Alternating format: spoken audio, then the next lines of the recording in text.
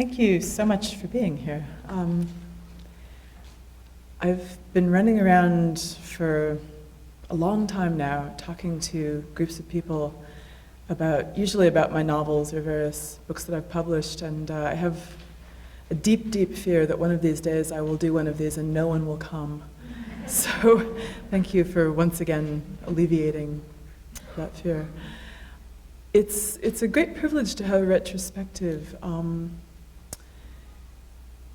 It's one of those things that you imagine and you look forward to for a long time, and then when it actually does come along, of course, it's a different experience than you ever did imagine. I mean, I think what I've always imagined is that part where you get to stand in the room with all your work and see it all together, but what's actually been really terrific about all of this is the long process. At least 2 years we spent working on this, Christina Wasserman and I, and all the people from the museum. I mean, this is really a team effort.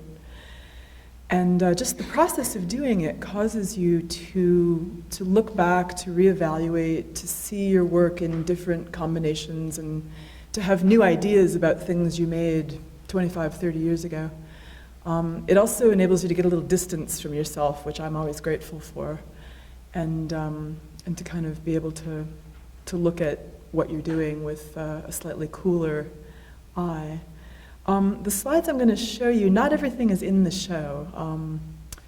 Some of it is and some of it isn't, and that doesn't mean necessarily that the definitive version is in the gallery or the definitive version is here. It's just, I thought since you're actually able to see the real art, that you might like to see a few things that aren't in the galleries, just to change it up for variety.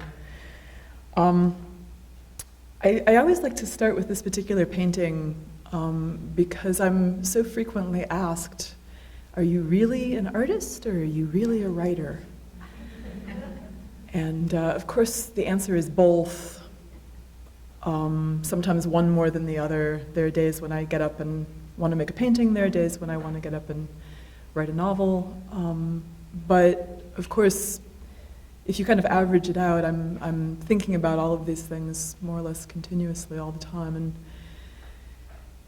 what's been interesting to me about even people posing that question is the idea that you could only be one thing, that you have a real you, that people are trying to find out what is really your real interest. And for many, many moons I was teaching. I still do teach at Columbia College in Chicago, but for years I worked for the interdisciplinary arts department. And that turned out to be a fabulous gift of freedom, because in interdisciplinary arts, nobody ever said, well, what are you really? Because the goal was to move between things and combine things and bring things together and hop over the boundaries and the definitions and the boxes and try to use everything that might be useful. And so I always felt very lovely about being part of that group of people, because they were freedom seekers. Way, way back, when I was a kid, I always drew, and ever since I could open a book, I've always imagined that I would make books. My mother is an artist. She's a quilter and a fiber and surface design artist. Her name is Patricia Niffenegger, and my grandmother, her mother, was also very artistic. And so I was raised in a household where books abounded, and I was always read to, and my mother was always making something. And at my grandmother's house, there were all these, I don't know if you remember those, I think they're meant for people to keep their screws and nails in, but they're these little plastic bins, the drawers.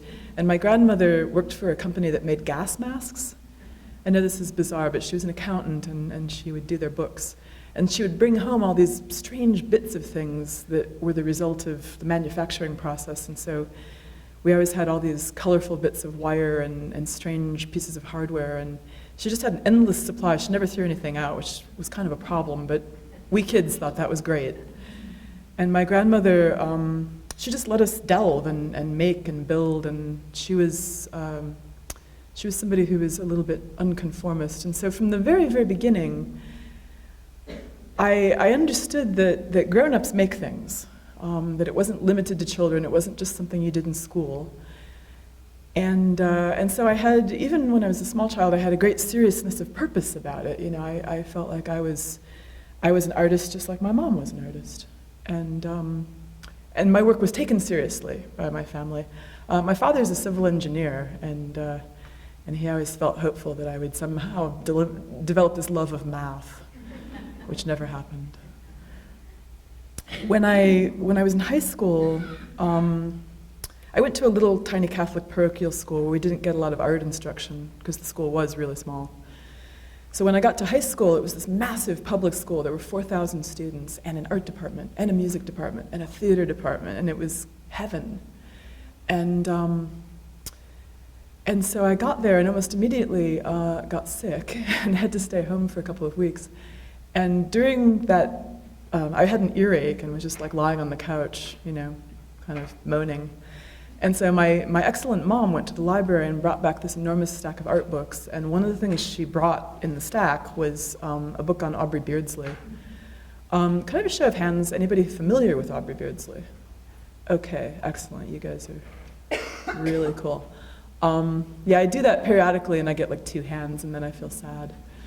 But Aubrey Beardsley was an English illustrator who died quite young. He was 26 when he died, 25 even, I imagine. He died of tuberculosis and found out when he was 7 that he had tuberculosis. So the whole time that he was alive, pretty much, he knew that he wouldn't live long. So he really came out of the box fighting. I mean, his career, you know, air quotes, his career lasted from about the time he was 19 until he died at 26 or 25. Sorry, I keep getting that wrong. I don't know why. But his work, it's pen and ink. It's small. It's very literary because he was mostly working off of texts. He was illustrating. But what was so great about him, not only the quality of his line and the fact that he was really kind of subversive, and he would take these texts he was working on, and he wouldn't just do a straightforward illustration that just translated the thing in the text into a picture. He would make these images that commented on or enlarged or subverted the text, and in his lifetime created a huge amount of controversy and was one of the emblematic artists of his age. So I got my hands on this book, and I was just wowed. I thought, yeah, this is incredible. And did that thing that you do if you're 14 and you love something, which is I started madly trying to imitate it. And that's one of the ways I learned to draw was, you know, with a dip pen, bottle of ink, Bristol board. And I imagined that I would become an illustrator, because what could be better on this earth than being a book illustrator, right? But as I got a little older and I started to look into it, I realized that the possibilities for being an illustrator and not doing children's books were really limited. There weren't that many illustrated books for grown-ups. So I got really interested in things like the old wordless novels, you know, the woodcut novels, Lynn Ward and Franz Masereel, people like that. And then one day, I discovered an artist named Horst Janssen. This is a sort of homage to Beardsley. So this is I'm not showing a Beardsley drawing. This is a pen and ink drawing that I made a couple of years ago as a book plate, but it shows him whispering to me.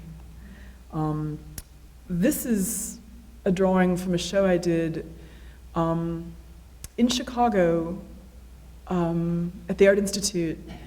A German artist named Horst Janssen was given not 1 but 2 solo shows at the Art Institute.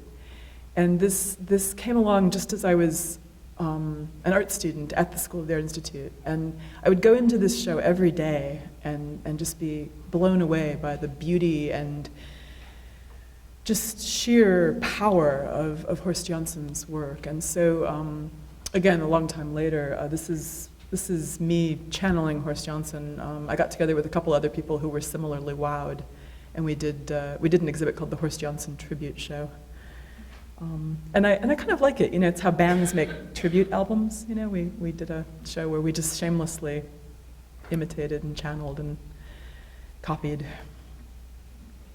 The other thing that I got up to when I was an undergraduate at art school, I had been learning etching since the time I was 15.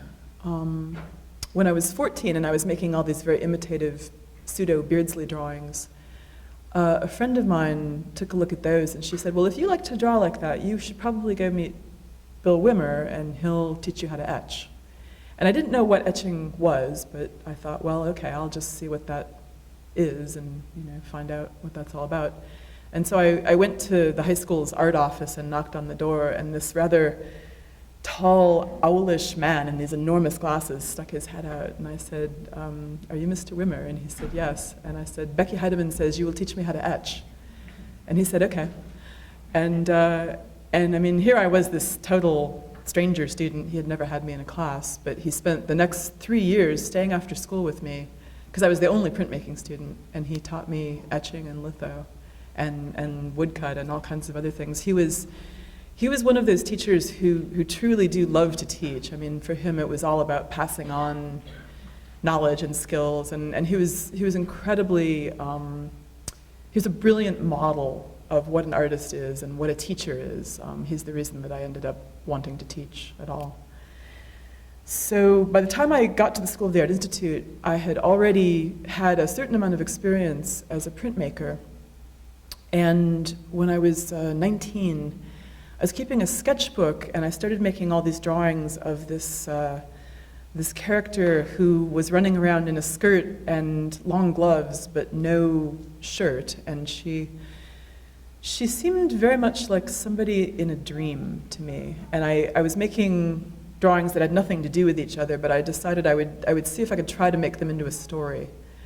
And because they started off unrelated, the story has this very dreamlike, unconnected quality. It's one of those stories that shifts abruptly and you never quite know where you are.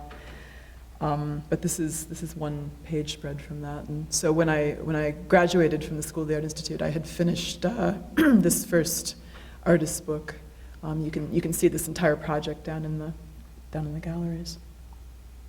And these are some prints from the next book that I made, which is called The Three Incestuous Sisters. And unlike the first book, The Adventurous took 2 years. This one took 14. And, sorry, I'm losing my voice. The difference, of course, is that when you're a student and you have only student things to do, you can work a lot faster than if you're a grown-up and you have to go out and make a living.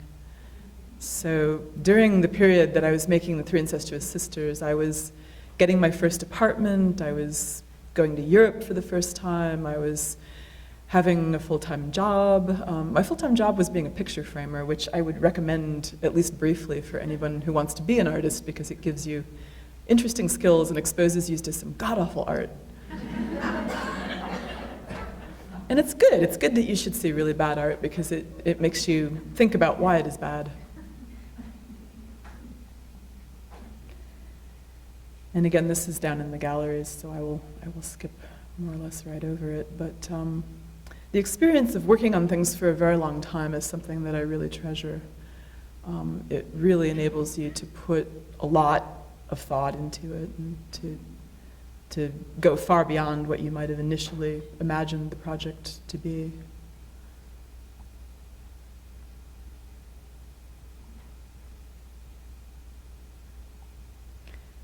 This is flashing forward quite a bit into the mid-1990s, but this is a few images from a book called Prudence, A Cautionary Tale of a Picky Eater. And it's ensconced inside another book which was written in the late 1800s by a Professor Henslow, and that book is called Field Guide to Poisonous Plants. And the premise of that book is that you should be able to identify poisonous plants so that you can not eat them. And the book is littered with all these horrifying stories of people who did not know they're poisonous plants and who ate them.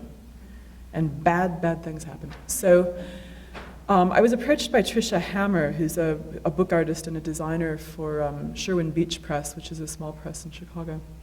And Tricia had gotten her hands on a copy of this crazy Henslow book and wanted me to illustrate it. What she particularly wanted was kind of Edward Gorey-esque images of dead children. So I sat down and read the better part of the book, and I just thought, man, I can't take it. That would put me in a headspace that I just can't cope with. So what I did instead was I suggested that I would write a short story kind of based on this concept of eating poisonous plants, and we could insert it inside the larger text, and so that's what we ended up doing. So Trisha was the instigator and the designer, and I was the subverter of her intentions.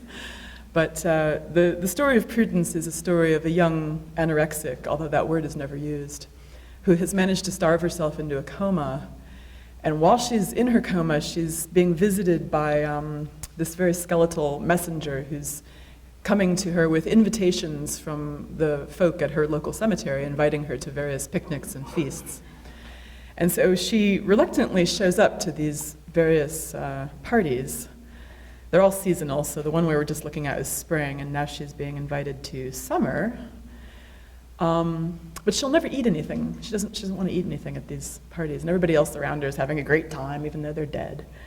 And they keep saying, look, just go ahead and eat something. We're waiting for you here at the cemetery. And she's just kind of hovering betwixt and between.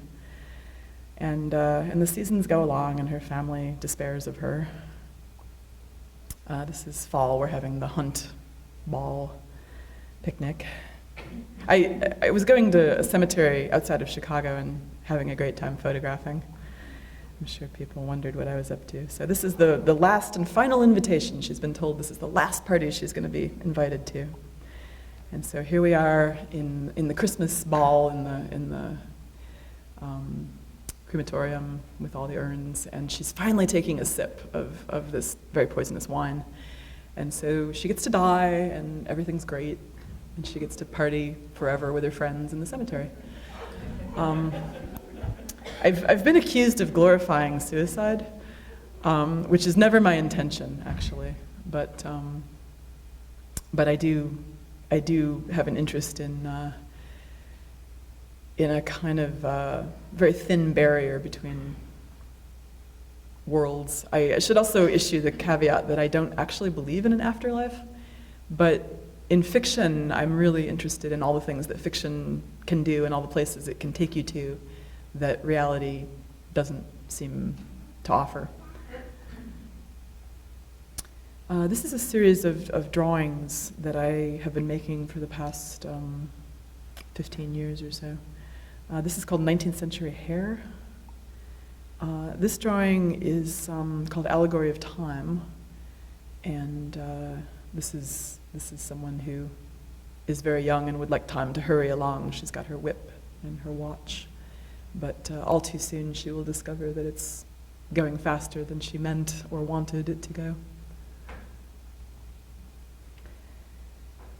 And there's a piece called Bad Fairy.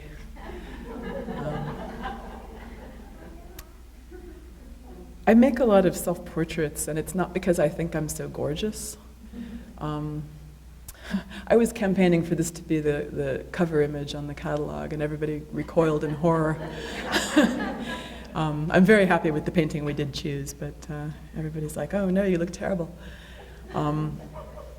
But for me, it's not really an issue of whether I look good or not, but I'm being a character most of the time.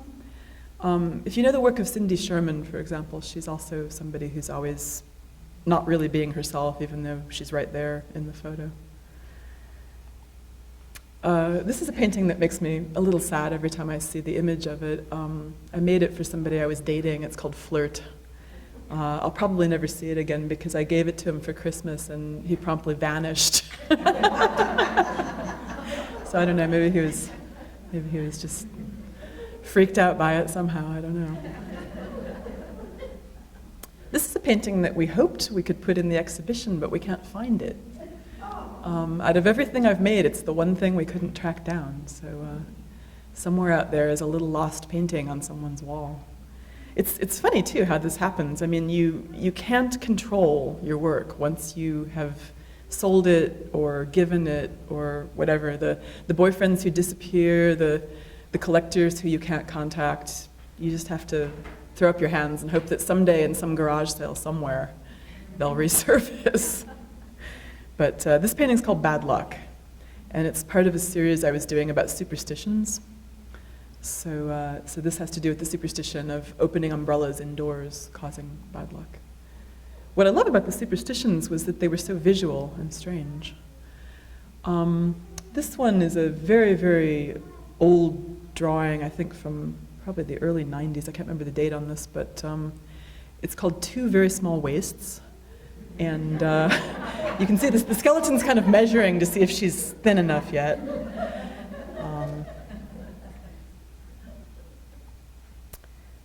This is from a series. I made an entire body of work as a memorial to the fashion editor Isabella Blow. Are y'all familiar with Isabella Blow? Show of hands? Okay, yeah, a few. She was English, and she was a very influential fashion editor. She worked for Tatler and for British Vogue, and she discovered a lot of amazing people. She was very instrumental in discovering Alexander McQueen and Philip Treacy, the hat maker, and Stella Tennant, the model, and she just had this huge impact. But what was especially great about her was that she was fearless. She would wear crazy things. She would go out of the house in a huge coat made out of garbage bags. She would wear a giant lobster around her neck. And, just look her up. She is so cool. But a few years back, unfortunately, she killed herself.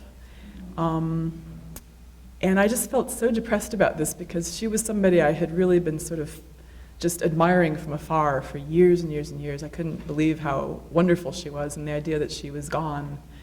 It's funny when you feel sad for people you've never even met, but these days when we feel connected to people that we never will meet, never can meet, I really genuinely felt grief for Isabella Blow, and so I thought, well, what can I do about this? Nothing, but I can make her some pictures. So I made a whole body of work that was for her and about her, and so this is called Black Roses, and it's just a skeleton being very stylish. You can't see the top of her head because it's cut off, but she's wearing a big rose for a hat. And this again is downstairs. You could see the real thing. This is from a series of tiny drawings that I was doing just very quickly, just to kind of get a lot of ideas out there at once. And this is, I do a lot of breakup art, and I hope that's not too tedious for other people, but since one has a continuous supply of breakups, one must make art about them. So, yeah. And some of these drawings were perhaps barely above doodles, but what's lovely about working very small is that you sort of, everything has to count, everything has to come through and be working. This drawing's called Cancelled. I was working with a lot of, I had a friend who was dumpster diving behind libraries and coming up with all these parts of books, book bits, and so I was making a lot of things out of pieces of books. And you'd think that would be depressing, but it's actually quite delightful. When somebody's already destroyed the book, you don't have to feel guilty. This is a memorial for one of my cats who died. His name was Muybridge. He was named after the great photographer who studied animal motion. And again, this is just a tiny, tiny piece. One of many, many pieces I've made about sleeping and dreaming. This is part of the Isabella Blow body of work, and it's one painting out of 13. And every painting has a crow standing on a field of gold leaf. And when they're all installed together, it looks as though the crows are kind of wandering through a field of gold that is somehow behind the wall. I don't know if you can visualize that, but the piece is called Elysian Fields, and of course in Greek mythology, the Elysian Fields were where the souls of the heroes went after they died. And so I was sort of imagining these souls as these black birds wandering around in this giant field of gold.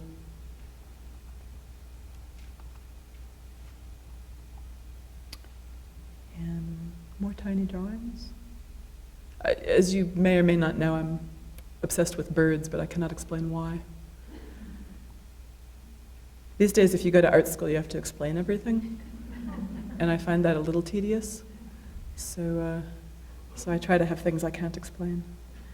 This is a drawing that was made quite directly from a dream, and this is a picture from a long time ago, when I was much, much younger, and my grandmother had just died, and so I had this dream that I was in this woods, and these skeletons came along carrying this dining room table with yet another skeleton wrapped up in a carpet, and as they passed by, the skeleton in the carpet said, "Say goodbye to your mom." And I woke up and I'm like, oh dang, I don't want to tell my mom that dream, that's just way too weird. But of course I did, because I'm compulsive that way, and I don't know what she made of it. I keep meaning to ask her, but I think that's the disadvantage of having artists in the family, you know, they get a little strange about things sometimes. But to me it really was comforting. It was kind of a lovely, very beautiful dream about my grandmother leaving us. This is a piece called Moths of the New World, and the piece itself has an extremely kind of pedestrian origin, which is that I was plowing through my boxes of book pieces that my friend Diane gives me, and there was a page from what must have been an encyclopedia of some sort, and the illustration was of all these different moths, and the header was Moths of the New World. And occasionally, just weird little phrases get in your head and you think, well, what does that mean? And of course it means just what it says. These are moths, they're from the New World. But I thought, well, so if you took that a little further, what would the moths be like? And I thought, well, you know, I'll be a moth of the New World too. It later generated a short story, which you can find if you go to the Guardian's website, which is called Moths of the New World. And that story is about a book who, she's misplaced and she ends up outside of her library, and while her librarian tries to find her, she manages to fall in love with another escaped book. He's actually a pamphlet. He's called Workers Arise. They're a very weird pair, but they love each other. I've done a lot of work also which is about flying or levitation or just that feeling of being disembodied. And again, this comes from dreams. It's just something that I experience pretty frequently in my sleep. I've also made a lot of pieces that are about magic, both stage magic and various other kinds of what we would call magic. This is called Life Underground. I made this on an airplane. There was a period when I was traveling so much that I could only work small, and I seemed to be doing everything either in a hotel or on a plane. And this led to some really strange conversations on planes. People would be like, what are you doing? And I'm like, well, I'm making a drawing. Yeah, what does that mean? Well, I don't know. What do you think it means? Nobody ever wanted to tell me what they thought it meant. I suppose you shouldn't confront people like that. It's like a pop quiz, you know, on a plane. This is from a series that had to do with the French taxidermist Desrolles. In Paris, there's a taxidermy shop, Desrolles, that's been there since 1831. And if you ever get to Paris, this is the most gorgeous place. It's right near the Musée d'Orsay. So you can spend the morning in the Musée d'Orsay and then wander down the Rue de Bac toward Saint-Germain, and there is this crazy shop. And lately they've mingled it with selling gardening supplies. So you get this bizarre experience of you've got stuffed bunnies offering garden trowels and standing up antelopes wearing aprons. And you know, only the French, right? It's crazy. But I did a whole show which was about the goings-on at the taxidermy shop after hours when everybody else is asleep. And for no reason I can really imagine very clearly, I do a lot of monkeys. Hello? This piece is called Monkey Mind, and I had a vague recollection that phrase meant something. I mean, I made the piece and then finally recalled what it was, which is it's a Buddhist term for an unruly mind that can't settle down and can't focus. And I thought, well, that's me. This is a piece called Nest, and again, I've done a long series of self-portraits with things on my head. down in the show, there's a much earlier piece in which in the nest is an egg. So here the egg is actually hatched. And I imagine someday I'll do a piece where I'm quite decrepit and the nest is empty. But for now, we still have some chicks left. This is called Night Mind. And again, this is part of the endless series of pieces about insomnia. This is called Musical Interlude. One of the endless series of pieces I have made for boyfriends who are no longer boyfriends. At the time I was dating a flutist, and apparently I'm not able to read music well enough to actually play in my head what that would sound like, but apparently it's hilarious and chaotic, because it's a collage of all sorts of different pieces messed up together. This is one of the pieces about stage magic, and it's based on an actual act in which this woman would come out on a stage completely covered in eggs, and she would be blindfolded, and she would dance very beautifully around the eggs without ever stepping on one. A piece called Pair Bonding. This was part of the Des Rolls series and had to do with just the idea of swans mating for life. I eventually gave this to my parents as an anniversary gift, which I thought was auspicious and good luck. A painting of my friend Bert, who is a neurobiologist who works on sense of smell and uses cells from the noses of rats. It's a series called Teratology, in which I asked all my friends to be circus freaks, and so he got to be the geek, which in circus terminology means biting the heads off of small animals. And so we went to a pet store, and I gave him this rat that he had to hold, and he was so scared. And it sort of comes through in the look on his face. Usually he's very cheerful and looks kind of, super happy. And so in this portrait, he's looking a little bit less than delighted.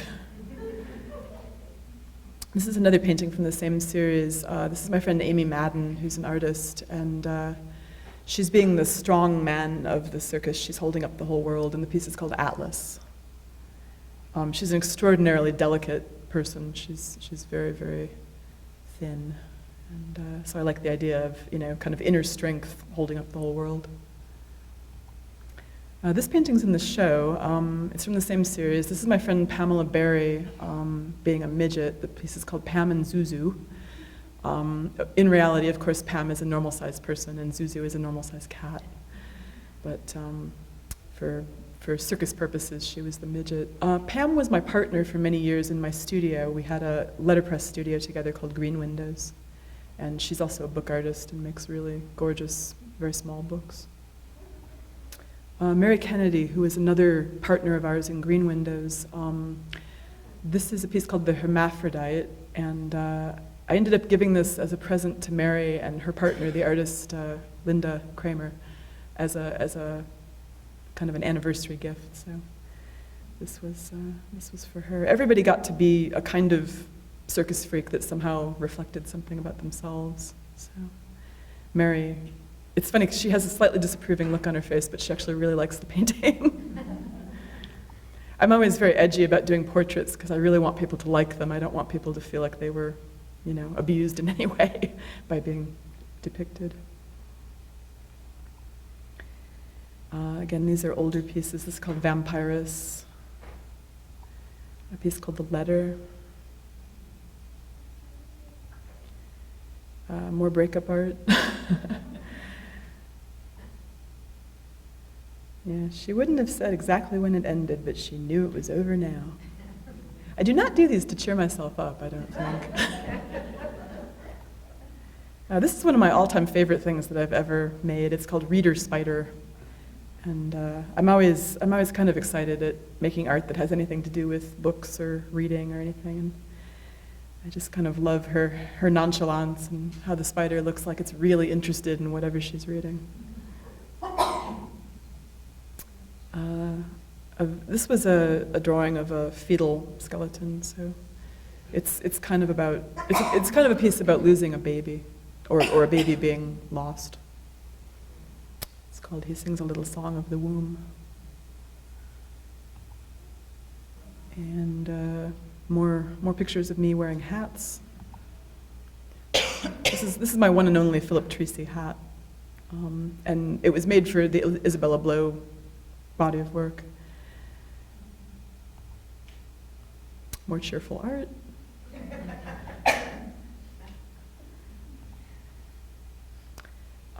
This is a drawing that's in the show, and I was so happy to see it. I haven't seen it since it was made because it sold very quickly and vanished out of my life. It's called Self-Portrait as Saskia, and that very small little cartouche down there is a reproduction of a tiny drawing by Rembrandt of Saskia on the day they were betrothed. And of course, they were married and he loved her very dearly. And so this is a very tiny, brief little sketch that shows her on this day just before they were married. And my friend Bert, the one with the rat, pointed out to me that in this drawing, at any rate, that we looked alike. And so I thought, well, I'll impersonate her. You know, I'll try to be her for just a brief moment. This is a collage called Secrets. A fairly recent drawing called Issa's Dream, part of a series about sleeping or not being able to sleep. Sylvie's Dream. It's sort of hard to tell in these whether the ladies are having a good time or not.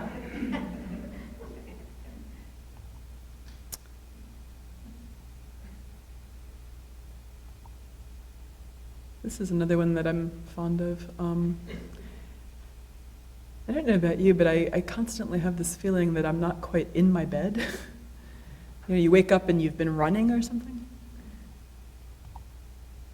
And this is, again, another drawing about that idea. It's called Displacement, the feeling that you aren't quite where you are. And this is a piece, this is one of those pieces that occasionally has caused people to walk up to me and go, "Are you okay?" Because it's called Self-Portrait with Gun, and I'm not even going to tell you what it's about, because it could be about a lot of things, and I would rather leave it open. One of the great advantages, actually, of being a visual artist is that you can do your thing, put it on a wall, and leave.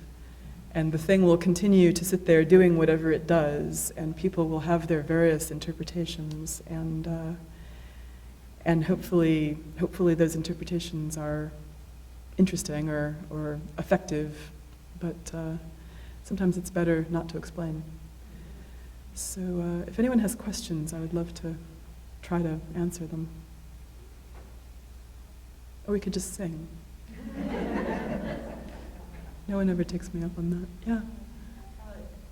You use the figure of the skeleton quite frequently in your work. I don't know if this is a theme throughout your... More influenced by centuries of Northern European art that has a strong memento mori and vanitas undertone to it.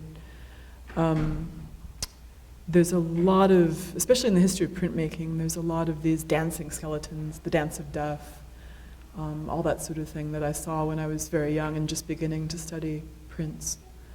But to me, it appeals. I'm very interested in any work at all that reminds people to be present in the moment. And so I think a lot of what I'm doing is just reminding people that time is passing and that you should be more alert. So that's really, for me, what it's about. Anyone else? You have a wonderful sense of humor, and I'm wondering whether you experience that humor when you do your portraits, or is it something that you feel distant from? No, I think I'm funny. Hopefully not in an obnoxious way. But yeah, no, I'm definitely trying to maintain a balance between the seriousness of the subject and the amount of humor I can bring to bear on it. I'm certainly trying to not laugh at things that other people find very serious and unhappy making, but I would also kind of like to remind everybody that it's just part of life and we have to take it, because unfortunately we haven't figured out how to get around certain things like sickness and all the other downsides of being bodies. So, yeah, thanks. Yeah. Do you ever get either stuck or confused in the process of creating a piece, and if so, how do you handle it? That's a lovely question, thank you. I'm not usually much of a one for block, but I've discovered that the way to go when you do experience that is not to keep pressing on the same problem, because the problem generally is not you. It might be that you are formulating the question incorrectly. And so sometimes if you can back off and rethink what you're asking or change the problem slightly, then you can go around, and then you can get somewhere. So that's what I try to do myself. Way in the back? Would you consider yourself a surrealist? Yes, definitely. Yeah. Chicago has a really strong surrealist tradition and a whole museum full of fantastic surrealist art. Everybody thinks of us, as having the Art Institute as this incredible French Impressionist bastion. But alongside of that, we also have a really fantastic, really wonderful bunch of surrealist work. So, yeah, I've been looking at that stuff since I was small and just knowing that those were my people. Yeah? Is there an example of your work that once having been sold, you come across it years later and wanted to buy it back? If anyone who has bought my art wants to sell it, my hope is that they will come back to my gallery and let them do the selling rather than putting it on eBay or something.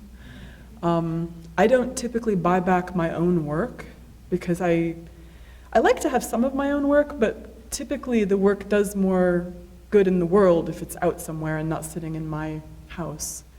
So anybody who wanted to sell something, I would hope they would give Printworks a call and let them do it. It has happened. Older pieces do occasionally come back and we redirect them. Thanks. Anybody else? Yeah. When you were learning from Mr. Winner, did you have these subjects in mind, or did he introduce these subjects? How did that work? He was interesting because he was very reluctant to show me anything he was working on. He didn't want to influence me. My earliest work, there are some supernatural themes in it. If you read the catalog, there was a hilarious quote in Marc Pascal's essay. Marc Pascal is another one of my professors, and in the course of writing his essay, he called Bill Wimmer, and they were talking about me, I guess, and Bill described my early work as lots of floaty ladies in floaty gowns. So there was some of that going on. But yeah, a lot of my earlier work, I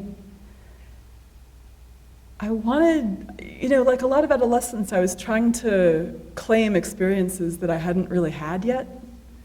And so I was kind of experimenting with depicting things that at 14 and 15 you can't possibly know about.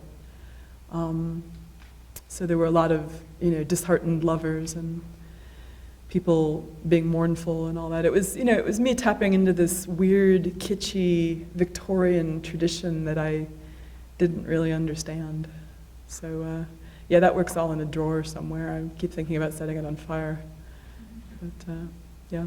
So no, Bill never, if he was trying to influence my subject matter, it was so incredibly subtle that it didn't take.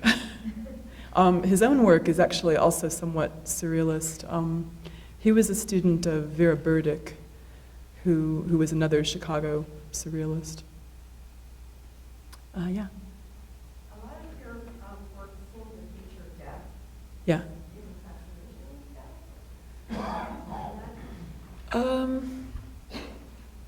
I'm certainly very interested. It's a realm of subject matter that is often kind of walled off from daily life, and the more you get into it, the more of it there seems to be.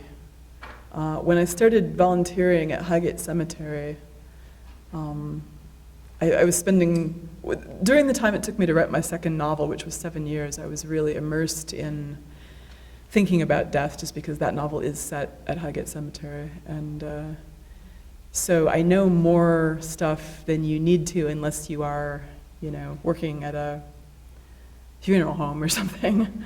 And most of this knowledge has no application in daily life, fortunately. But yeah, I do think about it, because for me it makes being alive more pressing. You can't just sit around eating Cheetos, you have to get off your ass and do something. So yeah, for me that's what it's about. If I was immortal, I really would eat a lot of Cheetos. Anybody else? Yeah. Can you say anything about your literary influence? That's always wonderful. Yeah. The writers that I'm especially influenced by, they're kind of a widely varied batch of people. Richard Powers is somebody that I've really read intently with a lot of interest. Donna Tartt, Henry James. I'm very devoted to Dorothy Sayers, the mystery writer. I think she's quite wonderful. There's comics artists who I quite love. Linda Barry, who was a Chicagoan for a while. She did a strip for many, many years called Ernie Pook's Comique, which started in, I think, 1979, and that was really an amazing strip because it looked very badly drawn and spiky, but the subjects she was tackling were really intense, and so it was this really interesting example of how you can be doing one thing with the pictures and another thing with the words. Yeah, when Raw magazine came along in the 80s and started reproducing a lot of indie comics, I got really fascinated by that. But yeah, the writers, there's the thing with the world of writing, I mean, you can get into it, and there's just an endless amount of things to read. And lately I've been trying to branch out a little bit and try to read things in translation, which is not as easy as it sounds because there's so much more things translated out of English and into other languages than there are translated out of other languages into English. And so a lot of the time the thing I want to read hasn't been translated. So I'm hoping that there's somebody out there working on that. Anyone else? Okay, I think we're it. Thank you so much.